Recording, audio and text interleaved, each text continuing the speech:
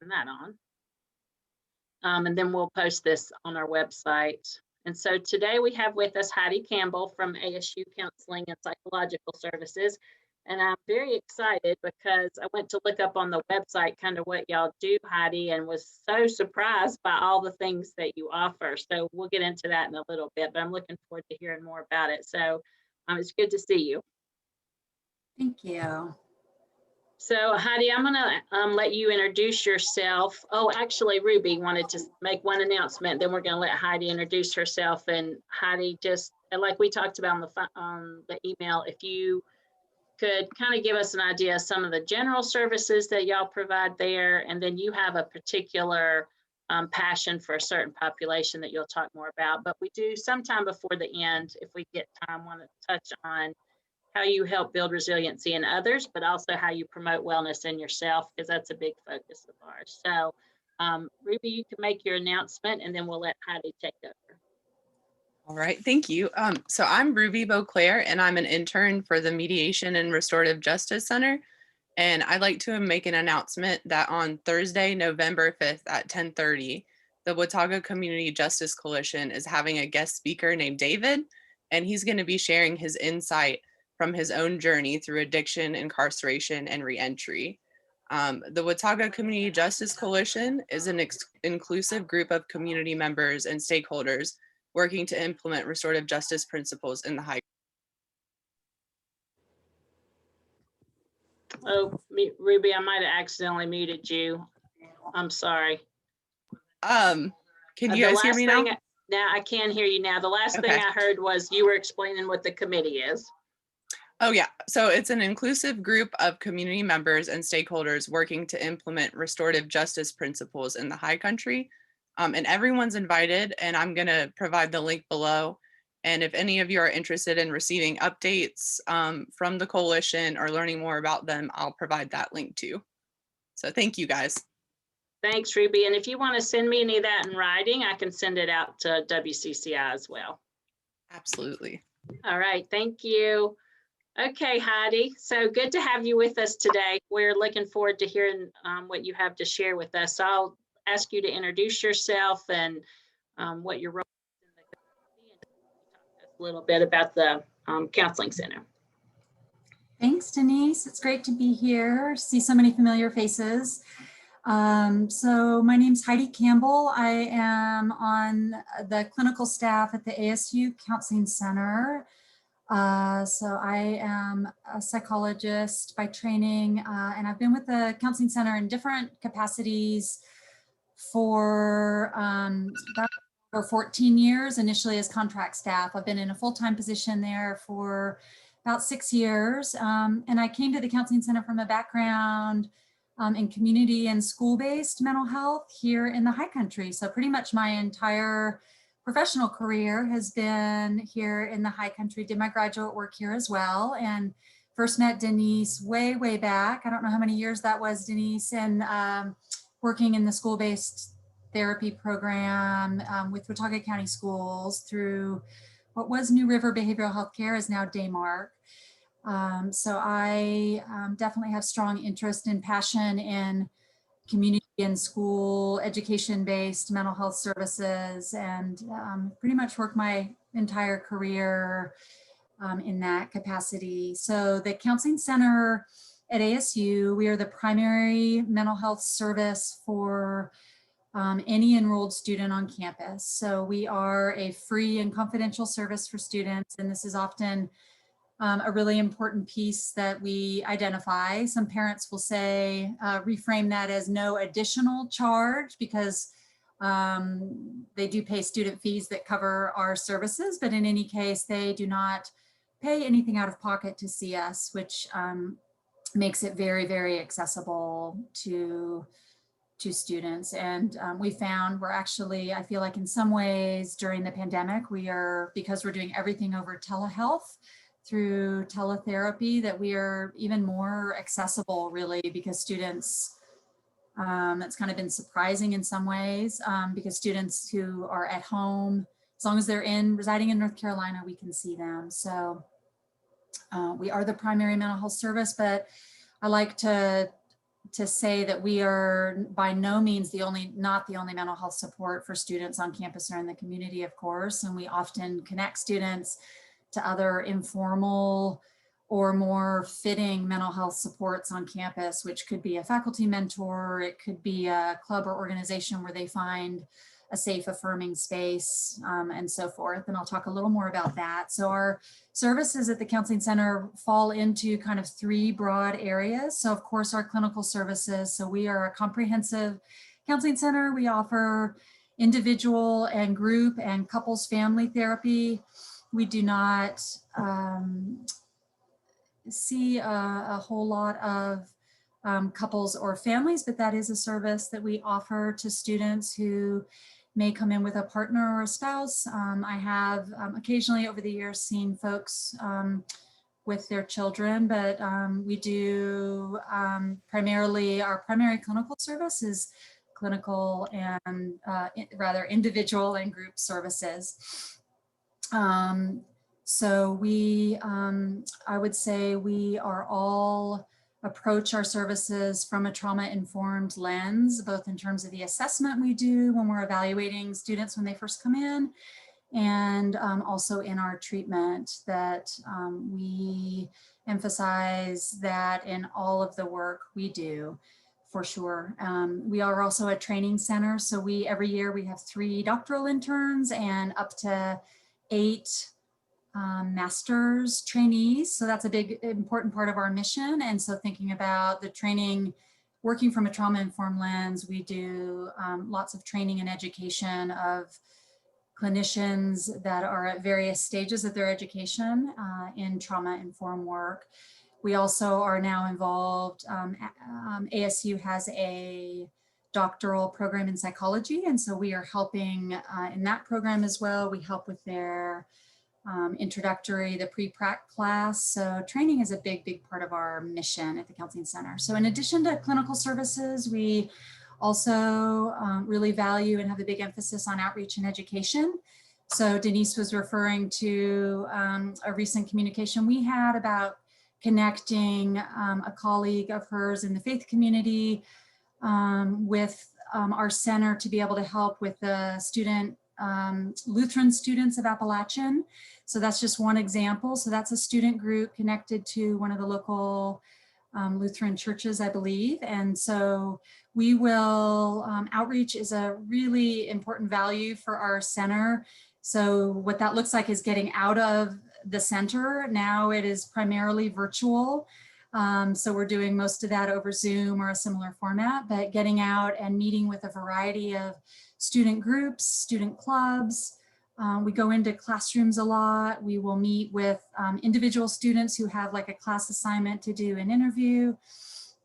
We will, in normal times, we will be out at campus events and sometimes give a presentation or just have a presence at an event. It might be something related to, for example, International Education Week, where we might go and do have tabling or do a workshop on acculturation issues or stress specific to being an international student on campus. We do lots and lots of outreach with some of our student groups that we would consider underrepresented or marginalized. So try to have a really active presence with our LGBT community. We work around multicultural diversity in terms of students that are experiencing racial oppression or trauma, or just experiencing discrimination on campus, and liaison with those groups, and to increase a lot of that work that we do in terms of outreach is often really reducing stigma around mental health. So getting out of the office. We have lots of student groups that may not feel comfortable coming into the Counseling Center, taking that initial step. So I see a lot of that work that we do in terms of outreach and education is helping break down barriers and stigma to mental health and meeting students where they are in the spaces on campus. So in normal times, we might go into residence halls. We have an active presence in athletics. We pretty much any space where students are, we make ourselves available. now, of course, that is mostly, we're doing that virtually. So then another area of our service would be consultation. So this is where we might hear from parents, we might hear from faculty and staff, we might hear from a community member who might be concerned about a student, who might have questions about how to have a conversation with a student around an uncomfortable topic. I think thinking about trauma and this community, WCCI, that we're part of, thinking about being trauma informed, a lot of the conversations I have will be helping if we do hear from a parent, faculty, staff about a student of concern, or just it might be, you know, a more general question about how to be a affirming person for students on campus, is sometimes providing education about how trauma, you know, the types of trauma our students experience, if that's appropriate, but more often how it shows up. And people are often, you know, unaware, unfamiliar, uneducated about how trauma can look. And so often, as we know, those of us who do this work, it may present in behaviors or in other ways that we might not often link with a trauma experience. So just helping people be more trauma informed. And then I would say another piece, especially more recently, is advocacy. So those three areas, broad areas, are, you know, really are the focus of a lot of our time, but a lot of us have an interest in social justice, diversity advocacy. And so that might just be being a present for students on campus who, you know, I think of an example. I've done a lot of work with our transgender or non-conforming students. So just showing up at Trans Day of Remembrance, which is a national annual event that to raise awareness, and just being present in that space. And folks have different ways of being advocates, but advocacy, I feel like, is an increasing role that I hear a lot of our students, a lot of our staff having interest in getting involved in. So that is sort of a the 10-minute version of Counseling Center services. And if anybody has questions, you can post that in the chat or raise your hand, and I'll try to respond as we go along, or we could address those maybe at the end as well. But that's kind of the quick overview of Counseling Center services. I think I've covered most of it. I was also going to just share, just related to some of the work that other folks in this room today do, is that we do spend a lot of time with our students connecting them to other resources. So that might be connecting with mental health resources in the community. We are a short-term model of care. So our individual services are brief or short-term, and that's just based on because of the demand for our services in relation to the resources we have. So that's not so much necessarily because that's the only service we're able to provide, but the service the scope that we can offer. And so we'll connect folks to other counselors and therapists in the community, or sometimes in their hometown. So some of you who are clinical providers that are part of WCCI may get referrals from us, but we also will connect students. So thinking about trauma, we often will connect students to organizations such as OASIS if they are needing additional support around a domestic violence or IPV sexual assault circumstance, and they need some additional support, whether that might be around legal issues or at the hospital if they decide to go that route. So we do a lot of coordination and connecting resources, recognizing that we are only one service, and we do have some limitations in terms of our scope. So we do refer and connect people quite a bit to other, especially in our very own community, to other resources. The types of trauma that we see, I would say, are really, you know, run the gamut. When I was reflecting on this earlier this week and thinking of the students that I'm seeing this semester, we see a lot of family of origin trauma, increasing number of students coming in with, you know, really complex trauma, multiple ACEs, really high ACE scores, you know, so issues that stem back to early childhood. And it's quite amazing to me to see these students who were coming to college and managing a full-time, most often a full-time load of classes and all the stresses that brings, and you know, moving away, living away from home sometimes, which can actually be helpful and beneficial for some of our students and is something that they seek out, but that they are juggling an awful lot while bringing this this history of trauma with them. And I am continually awe-inspired and just really kind of humbled by what our students are dealing with on a daily basis. We also know that sexual assault on college campuses is just, it's scary, the prevalence of that. I think the most recent statistic I saw is that 18 to 24-year-old women just in general are 4 times more likely to experience a sexual assault, on college campuses 3 times more likely. And I think the number is upwards of 30% of undergraduate women will experience a sexual assault at some point during their college years.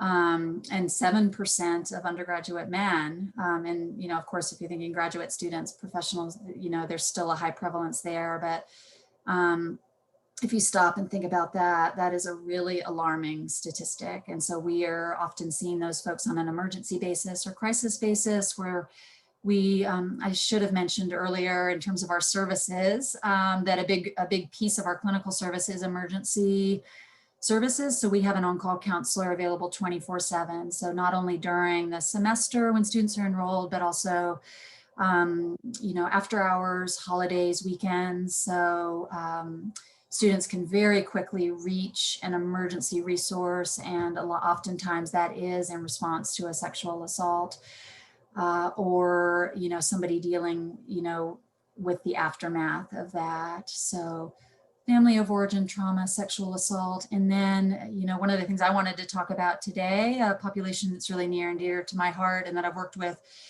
had the privilege to work with over the past, more intensively over the past 5 or 6 years, is our LGBT community, specifically our transgender, gender nonconforming students. And I say that long-winded acronym TGNC because we do have large numbers of students who we would call on the gender spectrum. So they might identify as non-binary, not in a strictly male or female way, gender exploring, gender queer.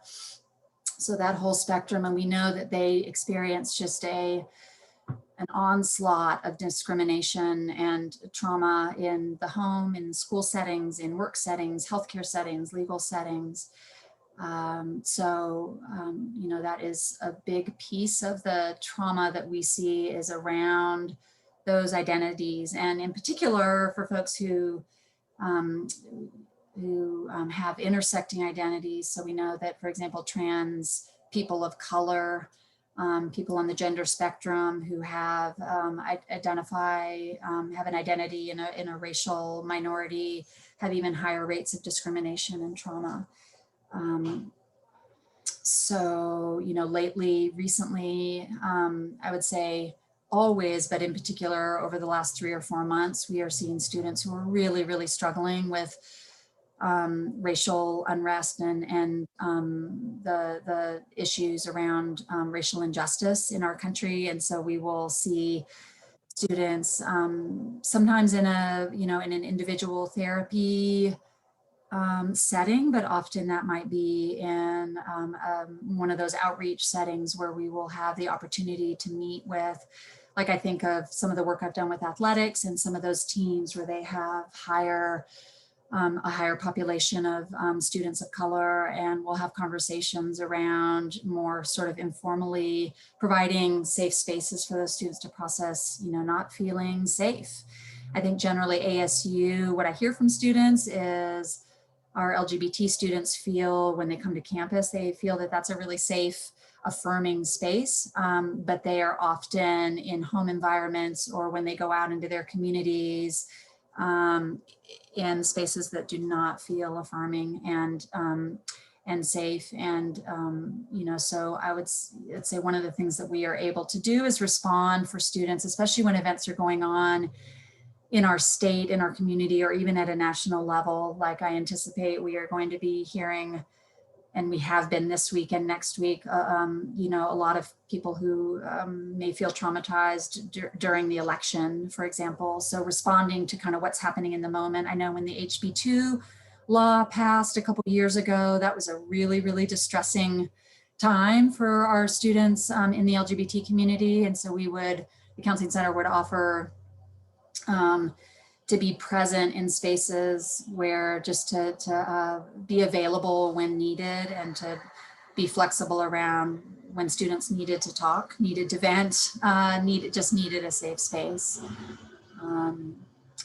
So that is kind of a brief overview there. I could go into a lot more depth about the trauma we see, but I would say it's similar to, you know, students bring with them trauma that is very similar to what we would see in any other space. And it's often really surprising to people. They think that students that are in college, and yes, there are often, in general, students in college do have privileges that aren't seen elsewhere, but at ASU, you know, we have a really high percentage of first generation students. I think the recent, I can't remember the exact number, but I was really surprised. It was like in the 20 or 30%, I think, of the students at App identify as being first generation students.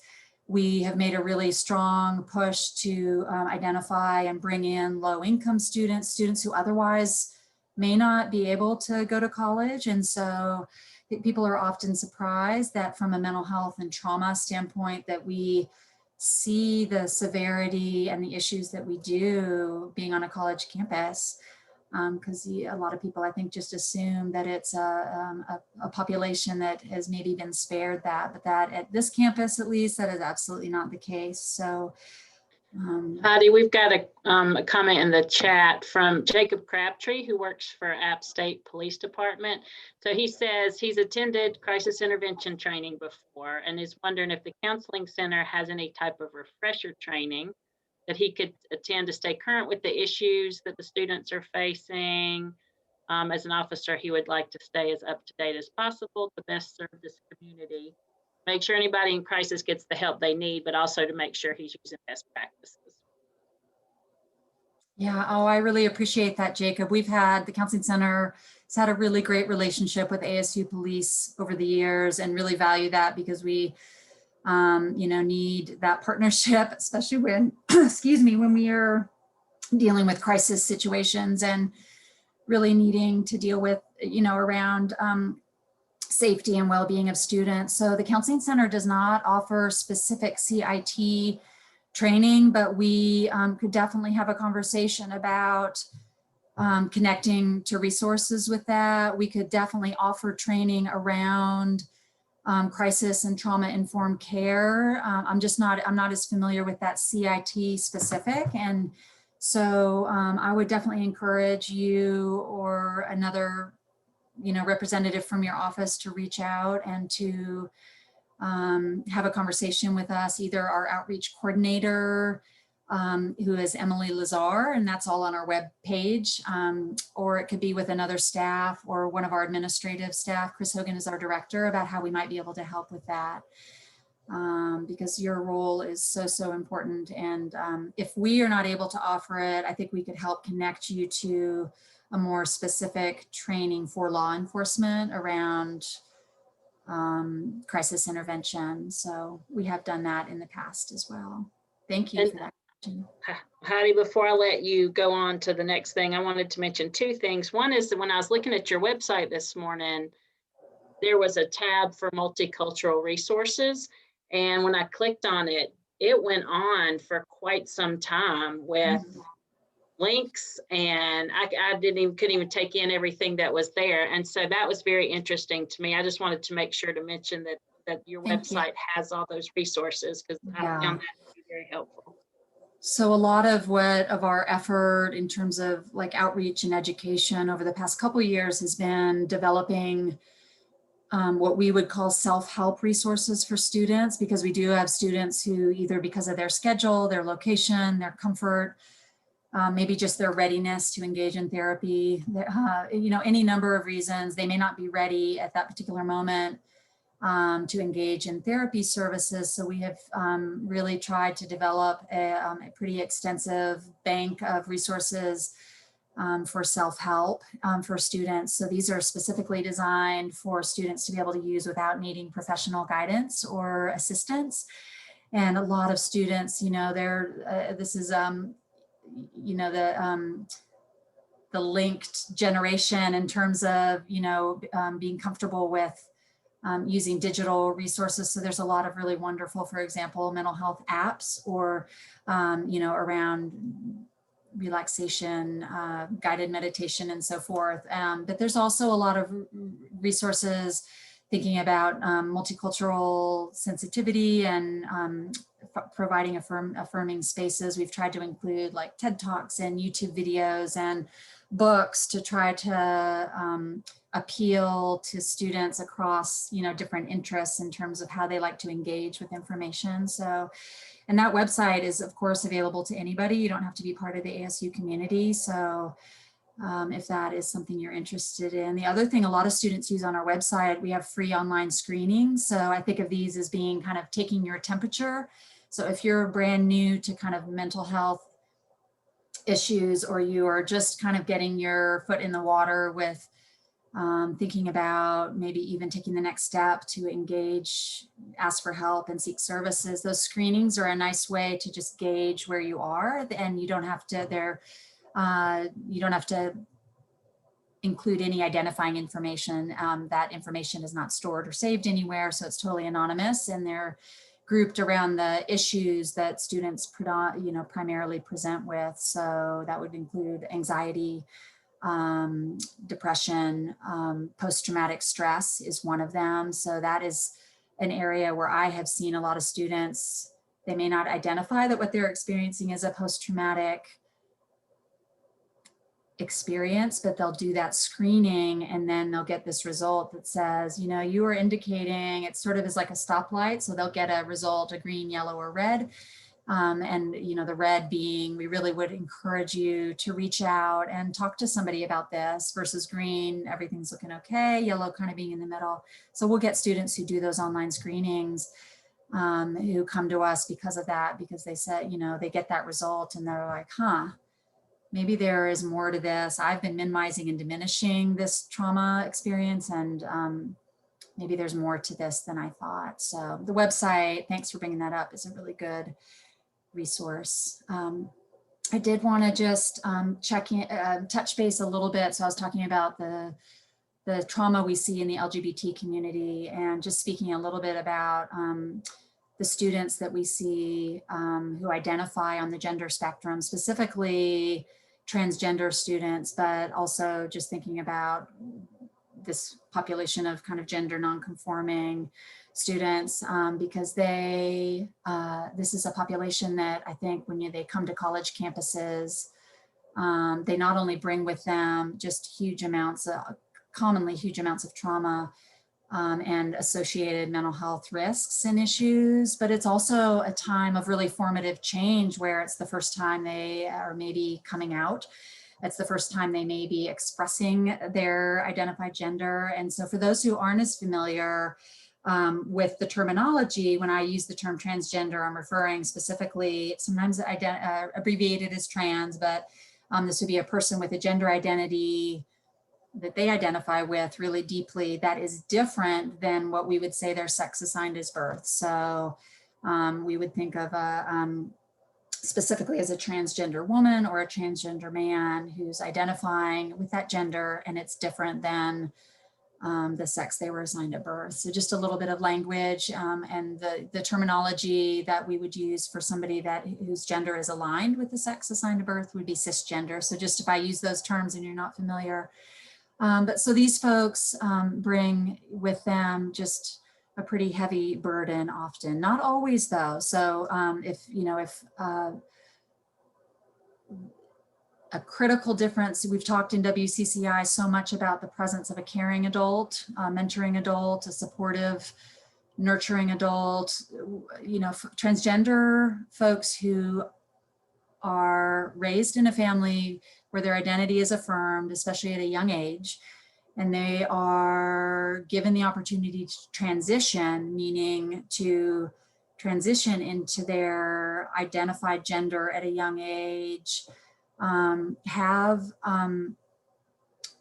is a significantly protective factor. So thinking about trauma and what protects a person, you know, and we know, for example, that transgender folks are at a significantly higher rate of suicide, really alarmingly higher rate, whereas suicide rates are, for folks in that latter category I was talking about, are identical to non-trans folks. So that really points, in my mind, to the protective factor, as we've talked a lot about, at a young age of having a protective caring adult. So one of the things that the Counseling Center has offered over the years that I have had the privilege to be a part of is a therapy, a transgender, it's now, we refer to it as gender spectrum, to more broadly encompass folks who maybe identify as non-binary or so forth.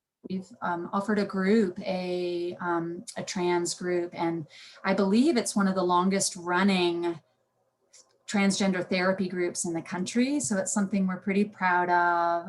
And it offers, we have been, I don't have the exact date of when we started, but I know I think it's in the realm of 12 to 15 years ago it first started. So that is one service that we offer to specifically address issues for that population. And what I have found as I've been able to co-lead that group for the last 3 or 4 years is that this space is often one of the only secure, safe spaces for students as they are coming out or expressing their gender. And it's a very, very powerful thing. But I wanted to bring up this population, just thinking from a trauma-informed lens, that people are often unaware at just the, you know, I think of it as sort of cumulative trauma in terms of the discrimination this population faces in, you know, in family of origin, in the workplace. You know, there's some really alarming statistics in terms of the discrimination for folks in being able to get and keep adequate paying jobs. In legal issues, you know, there's something like 30 states in our country have zero protections against hate crimes and don't have discrimination laws to protect these folks, you know, thinking about the HB2 law. So just on and on and on. So that's a population that on college campuses everywhere, I think we have an opportunity to really help and care for and approach, provide an affirming space for. So I am mindful of time. There's a lot more I could say about that, but I was just going to move on. I know Denise wanted me to talk about encouraging resiliency, how I encourage resiliency in my clients, in the students I work with, how we in general at the Counseling Center encourage resiliency in others. And I think there's a variety of ways. I know for me personally, I approach my work clinically from a really strong relational, cultural, and feminist perspective. And so providing a safe, affirming, empowering space for students to develop their own resiliency. It's really important to me to use, to continually be thinking about coming from a place of strength-based interventions, thinking about, you know, so often students are coming in and focusing on what they feel is wrong with them, what is not working, what the problems that they identify in their life. And so helping kind of reframe, not to minimize or invalidate what is going on, but building on their existing resiliency. Everybody, every single person has resiliency in them. And so sometimes it takes a little more work and effort and even digging, depending on the space the client is in, to identify their own resiliency. But just coming from a strength-based approach, I think I am a big fan, I don't know if that's exactly the right word, but of mindfulness practice and mindfulness skills for building resiliency. And I think a lot of us are familiar with mindfulness, but just the idea of cultivating present moment awareness and non-judgment. So that kind of ties into another approach that I really lean heavily on, which is self-compassion, working with the clients that I work with and with other folks I get to interact with on campus, is working on developing, actively working on self-compassion. So often the people I work with, that I have the privilege of interacting with day to day, have pretty rotten self-concept notions about themselves. So a lot of the work in terms of developing resiliency is building self-compassion. And then you find that you start there and it extends outward, and people are able to extend that compassion and outwards to other people in their life. And it in turn then improves relationships and overall feeling of well-being. I think at the counseling center in general, but I know I think about in terms of resiliency about building connections. So we hear a lot from students about loneliness and isolation, especially during COVID, but not exclusively. That's something we've been hearing from students for more and more over the last 4 to 5 years, is just feeling disconnected. So connecting people to others, of course. So finding that safe space, that secure space, that nurturing space in terms of relationships. Sometimes that involves really working on relationship skills such as assertiveness, but it might also be connection to other things in their life. We,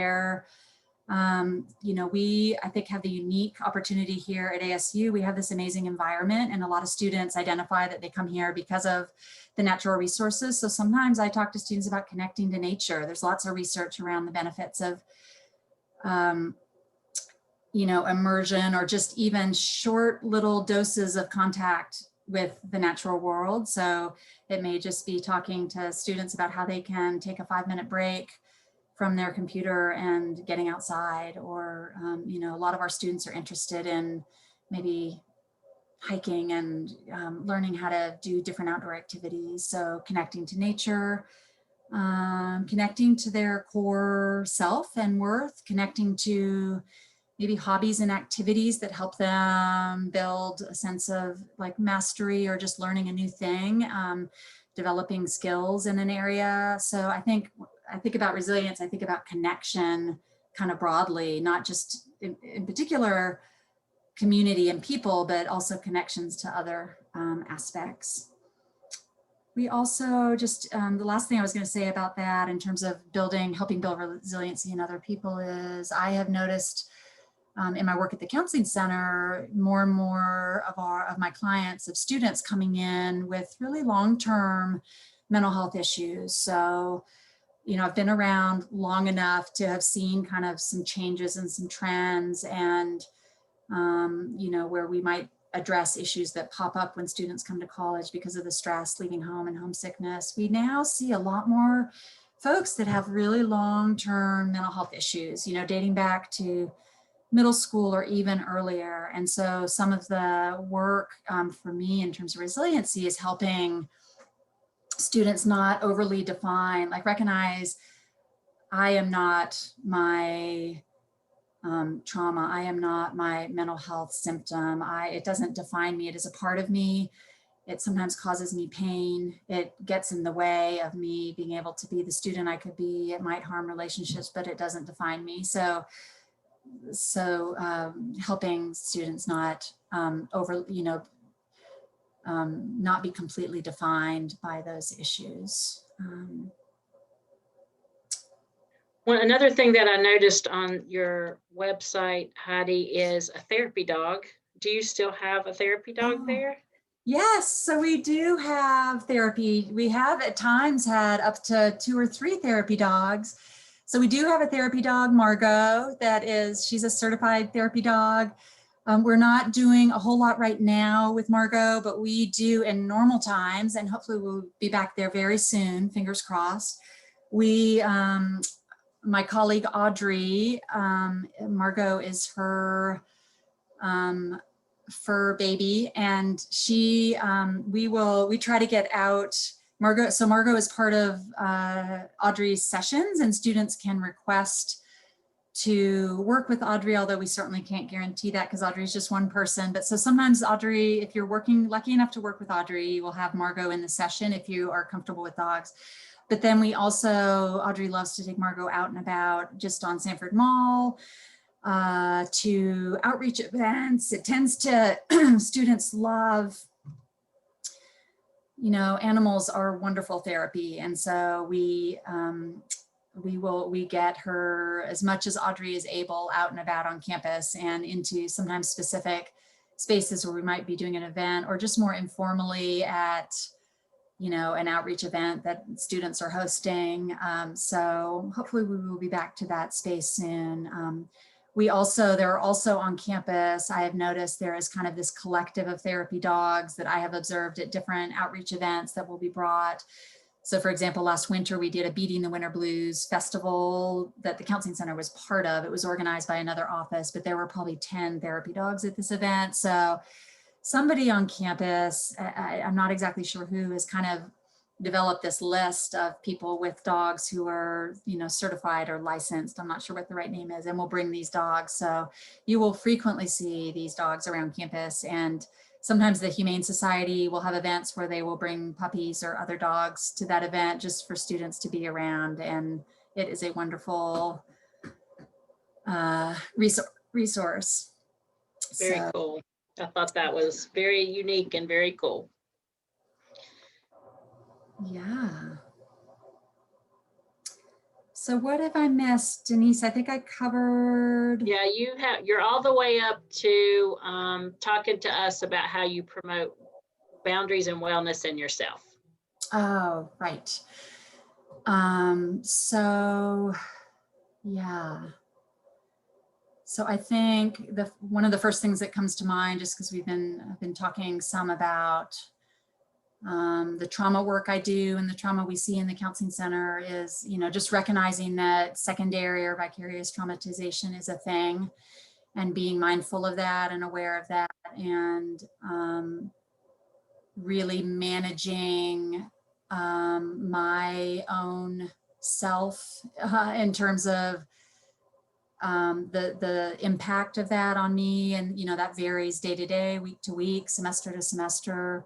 And sometimes, you know, I just need to step away for a little while, or I might, you know, if I feel like my caseload needs a little bit of balance, I may talk to the folks who assign cases and say, I need, you know, I have kind of the limit of trauma cases on my caseload, and I maybe need a little bit of a balance. So that's kind of a logistical thing. But for me, so that's kind of on the work side. I feel like professionally, the Counseling Center is a really, really wonderful and supportive team. So a lot of my resiliency comes from, and I've really, really missed it. I am not a fan of working alone at home. I find it pretty isolating. I've adapted, but I do not love it at all. And I've really missed my colleagues, especially with that, in, you know, specifically kind of having that outlet to be able to walk down the hall and talk to somebody, or just, we have a lot of humor in the Counseling Center. And so just the laughter. So I will sometimes text my colleagues, and I did it recently and just said, do you have a joke for me? Or so I think in terms of like my own wellness in the work environment, I am really, really lucky and blessed to have an awesome team. And it's just a little different now, but I am now at the point where I'm sort of looking forward and starting to see a light at the end of the tunnel. Don't know exactly when that will be, that we'll all be back in person and back in the office. So I love any kind of outdoor sport or recreation or activity. And so recently I've gotten really into mountain biking. I love skiing, hiking, trail running. And so pretty much anything that gets me out, especially if it gets me like into the woods, is really therapeutic for me, and helps me often to bounce back no matter what kind of day I've had at work, how hard it is.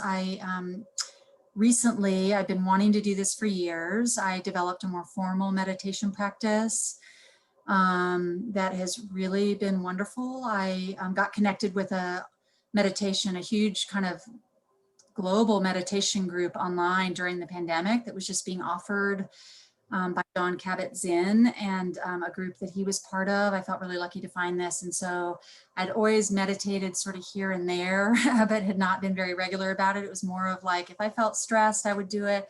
But I have, over the last 6 months, 7 months, really developed a more formal kind of disciplined meditation practice. It's often not long, but it's, you know, at least 15 or 20 minutes most days, most mornings. And that I have found has been really remarkably helpful to me in ways that sometimes I can't always pinpoint. And I always had known about it and, you know, read the research and preached it to my clients. But this is the first time I've really have sort of committed myself to it. I also find real power in my connection to my family and my friends. So my husband and 2 kids are sort of my my bedrock, I would say. And my college-age daughter is not at home right now, but maintaining, just spending time with them and doing nothing in particular, sometimes just hanging out and watching a show or eating a meal is a big part of my resiliency and strength. I think that... Someone wondered if you minded sharing the name of the meditation group. Oh, no, I don't mind at all. Unfortunately, it's no longer happening, but it was, you might look, it was through there's a website that is called Wisdom. Wait a minute, let me. You didn't know you would be quizzed on this. It's a strange name of the website. It met from March all the way through the middle of August, every day at 2 o'clock. It was quite amazing. John Kabat-Zinn was there 99% of the time leading a meditation. And then if you had the time, they would make, and there were often thousands of people. I think Zoom could only allow 1,000, but then it was also streamed on YouTube. And so there would be thousands of people. And then the Zoom would move into breakout rooms. I know what it is. It's Wisdom. If you look at Wisdom 2, the number 2 conference, and the person's name is Soren. I cannot remember his last name. And it's an organization that I think holds this annual conference that John Kabat-Zinn is part of, that is about bringing kind of mindful practice to technology use.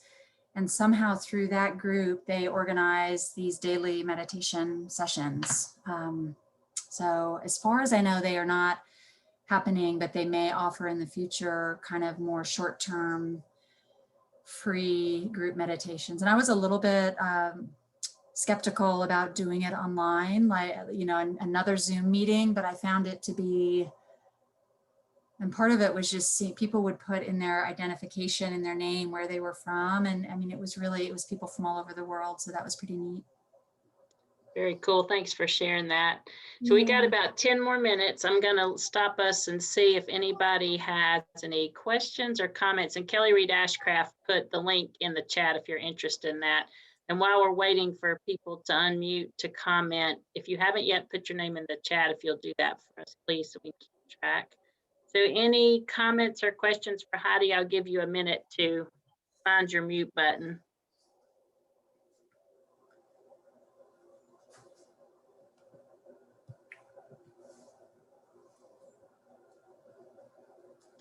Not yet, Heidi. So while we're waiting, what's the best way for someone to get connected to the counseling center? Do they just call? Yes, I should have. That should have been the first thing I shared, was how to get connected to the counseling center. Thank you. So it is very, very easy for a student to get connected. So I'll talk about in current times, which are a little different than normal times, which will hopefully resume soon. But so we're doing everything virtually now. So the point of entry for students to get connected is typically through a very brief initial consultation appointment. It's about 20 minutes, maybe 30 minutes.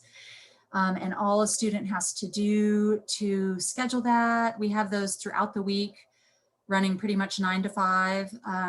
We typically get students in within a couple days, 4 to 5 days, they just call the counseling center and speak to one of our amazing front desk admin staff and schedule that initial consultation. And that's a chance to, there will be some paperwork for the student to fill out, which we typically do, on an iPad in the office. Right now, we're sending them that online. They fill that out, includes a little bit of an assessment.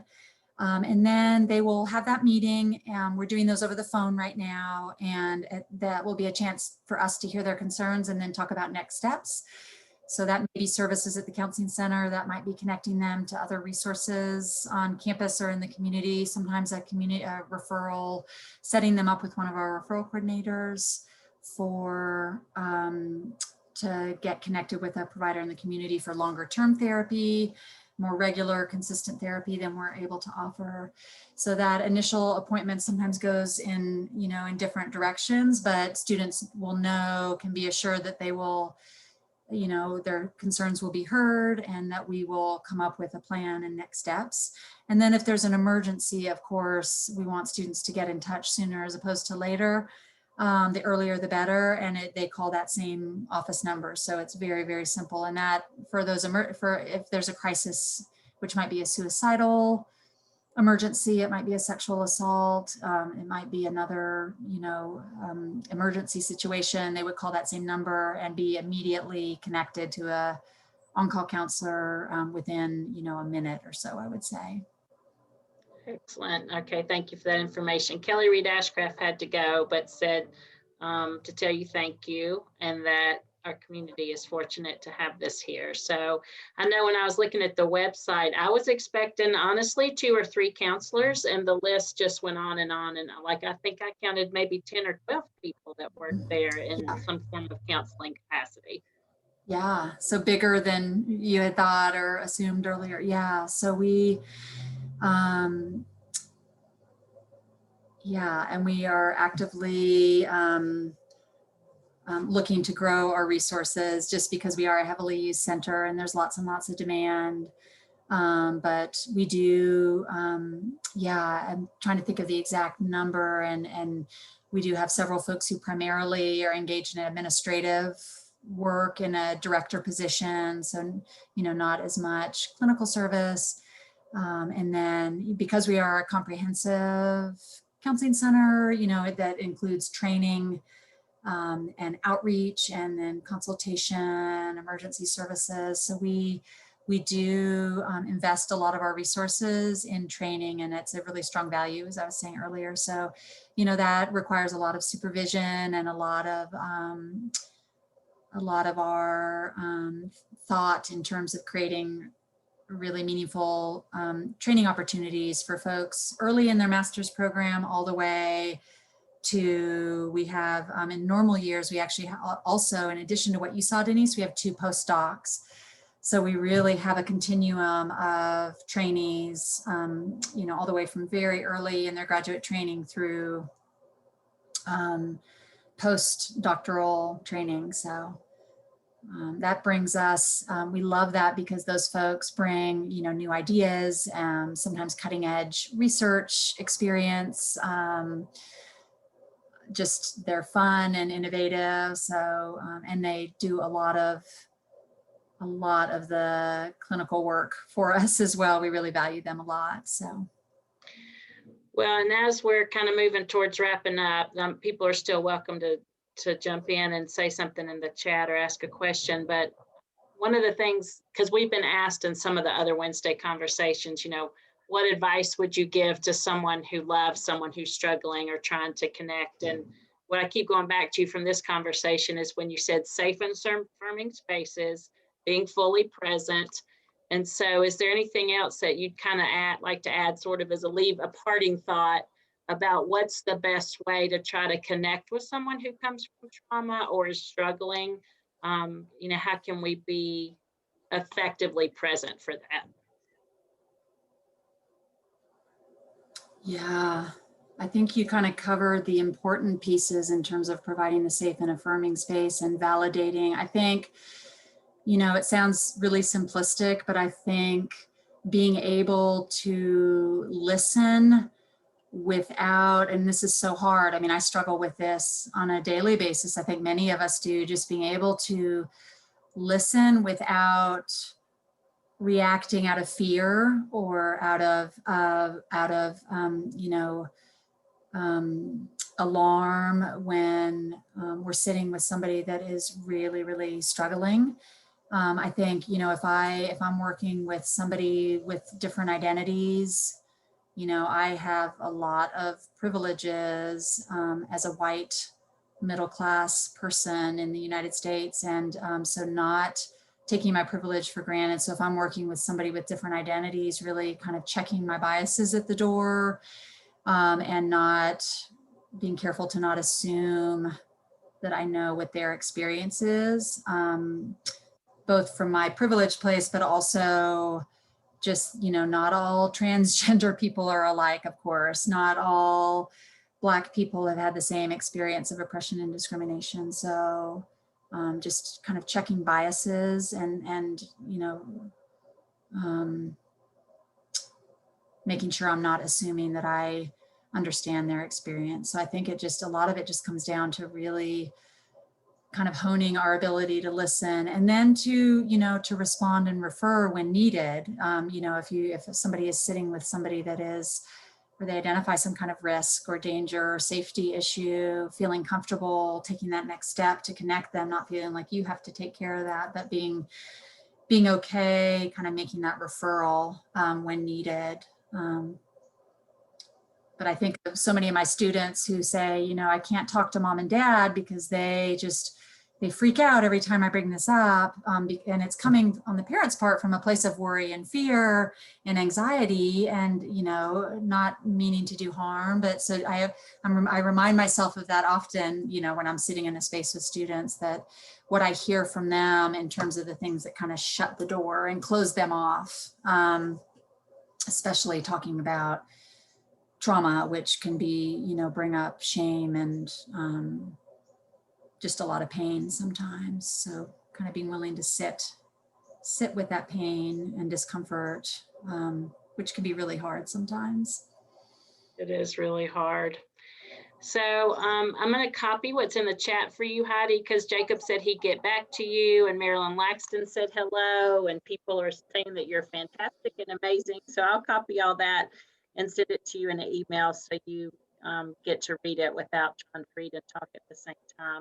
And Thanks, I'd like Jenny. to thank you again for spending time with us today and sharing all this with us. I know I learned an incredible amount about the services you offer and some of the perspectives that you hold there. So we appreciate you making time to be with us today. Thank you so much. Really enjoyed it. We did too. Hope you have a good rest of the day, and I look forward to seeing you soon. All right. Thank Take care, you. everybody.